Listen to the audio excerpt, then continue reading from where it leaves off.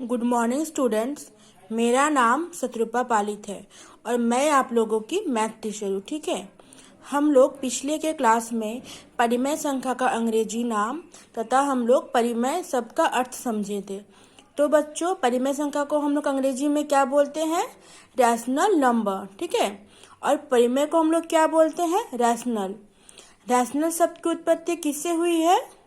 Rational शब्द की उत्पत्ति रेशियो से हुई है। ठीक है, और रेशियो का मतलब क्या है? अनुपात। तो हम लोग आज की कक्षा में परिमेय संख्या का परिभाषा को समझेंगे, मतलब आखिर परिमेय संख्या क्या होता है उसको हम लोग देखेंगे। ठीक है, चलिए मैं स्टार्ट करती हूँ। वैसी संख्याएं जो p/q अर्थात भिन्न के रूप में लिखा जाता है, जहाँ p तथा q क्या हो? एक पूर्णांक हो तथा q का मान क्या हो? 0 नहीं हो, तो हम लोग वैसी संख्या को क्या कहते हैं? परिमेय संख्या कहते हैं। ठीक है, तो देखिए इधर ये क्या है? हमारे पास एक भिन्न है, जैसे p/q। भिन्न के ऊपर वाले पार्ट को हम लोग क्या बोलते हैं? अंश। ठीक है, और नीचे वाले पार्ट को बोलते हैं हर। अंश को हम लोग अंग्रेजी में क्या बोलते हैं? न्यूमरेटर। इसका स्पेलिंग क्या है? NUMERATOR। ठीक है, और हर को नीचे हर में क्या है? Q है, और हर को हम लोग अंग्रेजी में क्या बोलते हैं? डिनोमिनेटर। ठीक है, उसका स्पेलिंग क्या है? DENOMINATOR।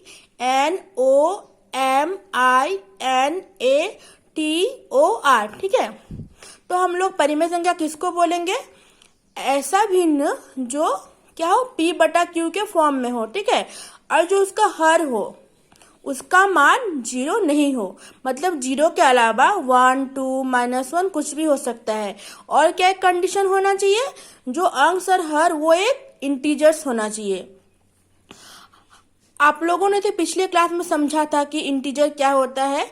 इंटीजर ऋणात्मक संख्या तथा पूर्ण संख्या के संग्रह को कहते हैं। ठीक है, मतलब अगर हम लोग एक बैग में ऋणात्मक संख्या और पूर्ण संख्या को एकत्रित कर लेंगे तो वो बैग किसका होगा? वो एक इंटीजर्स का बैग होगा। ठीक है, तो हम लोग ने क्या जाना कि परिमेय संख्या किसे कहते हैं? परिमेय संख्याएं वे संख्याएं होती है जो एक p/q अर्थात एक भिन्न के रूप में लिखा जाता है, और जहां पर क्या अंश और हर वो एक इंटीजर्स होता है, तथा जो उसका हर होता है उसका मान 0 नहीं होता है। ठीक है, अगर आपको कहीं भी ऐसे भिन्न दिखे तब हम लोग आंख बंद करके बोल देंगे कि मैम ये परिमेय संख्या है। ठीक है, चलिए अभी आप लोगों के मन में ये सवाल उठ रहा होगा कि क्यू का मान 0 अगर होता है तो क्या हो जाएगा? Q का मान 0 क्यों नहीं होता है? ठीक है, देखिए बच्चों, जैसे देखिए p/q, अगर हम लोग Q के जगह 0 बैठाते हैं तो हम लोग ऐसे लिखते हैं p/0।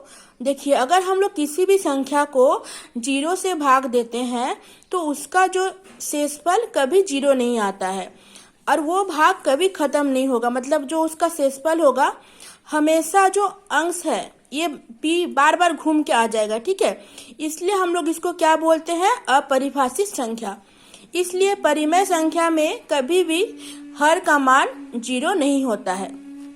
तो बच्चों, हम लोगों ने क्या समझा? परिमेय संख्या क्या होता है? वैसी संख्याएं जो एक भिन्न मतलब फ्रैक्शन के रूप में लिखा जाता है, और तथा जहाँ जो अंश और हर वो क्या होता है? पूर्णांक होता है, तथा जो हर का मान होता है वो 0 नहीं होता है। तो हम लोग वैसे संख्या को क्या बोलेंगे? परिमेय संख्या। अभी हम लोगों ने जान लिया कि परिमेय संख्या क्या होता है। अभी हम लोग कुछ उदाहरणों को देखेंगे जिसके माध्यम से आप लोगों को और अधिक स्पष्ट हो जाएगा। देखिए परिमेय संख्या के उदाहरण हमारे पास सबसे पहला उदाहरण क्या है? -3/2। हम लोग इसको कैसे पहचानेंगे? बोलिए तो ये परिमेय संख्या है कि नहीं? सबसे पहला काम हम लोग को देखना है कि ये भिन्न के रूप में है या नहीं। हाँ, ये भिन्न के रूप में जरूर है, क्योंकि इसमें अंश भी है और हर भी है, और अंश में क्या है? -3 है, और हर में क्या है? 2 है। ठीक है, फिर हम लोग का सेकंड मतलब देखना है कि जो अंश और हर एक पूर्णांक संख्या है या नहीं। अंश में देखिए -3 है, वो भी इंटीजर्स है, और 2 हर में देखिए 2 है, वो भी एक इंटीजर्स है। और उसके बाद हम लोग को देखना है कि जो हर है वो जीरो है या नहीं। अगर जीरो नहीं होता है तो वो निश्चय एक परिमेय संख्या होगा। जैसे यहाँ पर हर में क्या है, 2 है, 2 तो जीरो नहीं है ना, तो इसलिए हम लोग इसको ये जो पूरा जो भिन्न है ये -3/2 को एक परिमेय संख्या बोलेंगे। ठीक है, ठीक उसी प्रकार देखिए यहाँ पर क्या है 2/3। सबसे पहला काम क्या करना है, देखना है कि ये भिन्न है या नहीं। हाँ, ये जरूर भिन्न है क्योंकि इसमें अंश भी है और हर भी है। फिर हम लोगों को देखना है कि जो अंश और हर एक पूर्णांक संख्या है या नहीं। 2 भी एक पूर्णांक संख्या है और 3 भी एक पूर्णांक संख्या है। फिर क्या देखना है कि जो हर का जो मान है वो जीरो है या नहीं। अगर जीरो होगा तब वो परिमेय संख्या नहीं होगा, और अगर नहीं होगा जीरो तब जरूर वो परिमेय संख्या होगा। जैसे यहाँ पर 3 है, ठीक है, तो 3 यहाँ पर तो जीरो नहीं है, तो हम लोग इस जो पूरे भिन्न को क्या बोलेंगे, परिमेय संख्या। आया समझ में? देखिए यहाँ पर क्या है 2 एक पूर्ण संख्या है और नेचुरल नंबर भी है। लेकिन आपको मतलब देखने से थोड़ा सा तो कंफ्यूज हो रहा होगा कि मैम ये परिमेय संख्या है या नहीं, क्योंकि ये तो मैम भिन्न के रूप में तो नहीं दिखाई दे रहा है, लेकिन ये जरूर एक परिमेय संख्या है। देखिए यहाँ पर 2 है, तो 2 के नीचे कुछ नहीं है, मतलब 1 है। ठीक है, तो देखिए यहाँ पर जो अंश में क्या हुआ, हम लोग का अंश में हुआ 2 हुआ और हर में क्या हुआ 1 हुआ, और 2 भी एक पूर्णांक संख्या है, 1 भी एक पूर्णांक संख्या है, और जो उसका हर है वो जीरो नहीं है, तब इसलिए 2 एक परिमेय संख्या है।